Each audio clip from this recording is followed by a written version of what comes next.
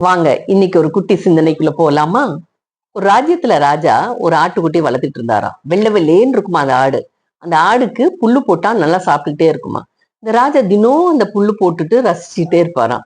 இப்படியே டெய்லி போக போக அவருக்கு நிறைய வேலைகள் இருக்கும்போது இந்த ஆடுக்கு கவனிக்க முடியல. அதனால ஆட்கள்கிட்ட யார் இந்த ஆடை பசிய ஆத்துறாங்களோ அவங்களுக்கு நான் பரிசு தர்றேன் அப்படின்னு சொல்லிட்டாராம்.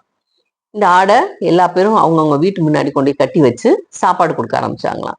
புல்லு, காய், பழம் எல்லாம் கொடுத்து கொடுத்து பார்த்தாங்களாம்.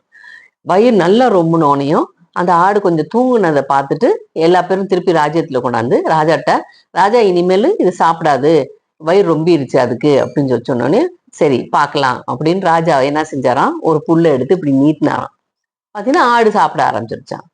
இதுல எல்லா பேரும் தோல்வி அடைஞ்சிட்டீங்க, யாருமே ஜெயிக்கல, யாருக்கும் பரிசு இல்லை அப்படின்னு சொல்லிட்டு ரொம்ப சோகமா இருக்கும்போது அந்த இடத்துல நல்லா படிச்சு நல்ல யோசனையாளரா இருக்கிறவரு, நான் வேணுமா பார்க்கட்டுமா அப்படின்னு சொல்லிட்டு ஒரு 2 நாள் என்ன செஞ்சாராம், இந்த ஆடு என்ன பண்ணுதுங்கிறத பார்த்தாராம். புல்லு நீட்டுறப்ப எல்லாம் சாப்பிடுது, அதே மாதிரி குவாய்ட்டா உட்காந்துக்குதான். இப்படியே இருந்தது பார்த்துட்டோனையுமே இவர் என்ன செஞ்சாராம், நான் இந்த ஆட்டை ட்ரெயின் பண்ணிட்டு கொண்டாடுறேன் அப்படின்னு கூட்டிட்டு போயிட்டாராம் வீட்டுக்கு. ஆடுக்கு முன்னாடி புல்ல வச்சோனையுமே ஒரு பெரிய பெரம்புக்குச்சியை எடுத்து பொட்டுன்னு வாயில போடுவாராம். இந்த ஆடு திருப்பி புல்ல போய் சாப்பிட போதா, உடனே வாயிலே அடி. அடி போட்டோனையுமே இந்த ஆடுக்கு பயம் வந்துருச்சான். இனிமேல் நான் புல்லு சாப்பிட்டேன்னா அடிக்கும், அதனால நம்ம புல்லைய சாப்பிடாம இருக்கணும் அப்படின்னு இருந்துட்டாப்லையா. இப்படியே போக போக நாட்கள் போயிட்டு புல்லே சாப்பிடாமலே பேசாம நின்றுகிட்டே இருந்துச்சு அந்த ஆடு. புல்லு முன்னாடி இருந்தாலும் சாப்பிடலையாம். அப்போ இந்த ஆள் என்ன செஞ்சாராம், சரி கூட்டிட்டு போயிட்டு ராஜாட்ட காமிப்போம் அப்படின்னு.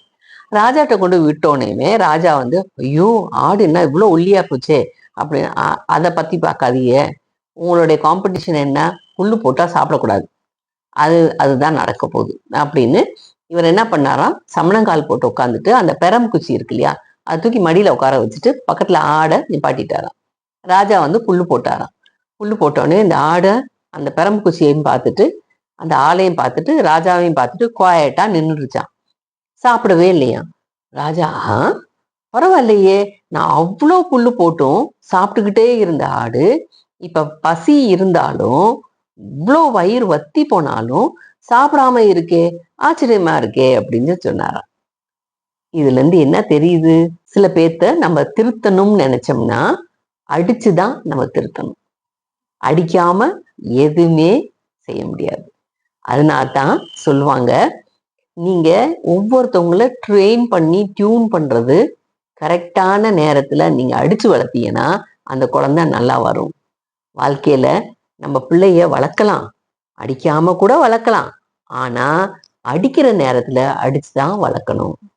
அப்பதான் அந்த குழந்தை நல்லா முன்னேறி வரும், நல்ல வழக்கங்களையும் கத்துக்கும். வாங்க வாழலாமா?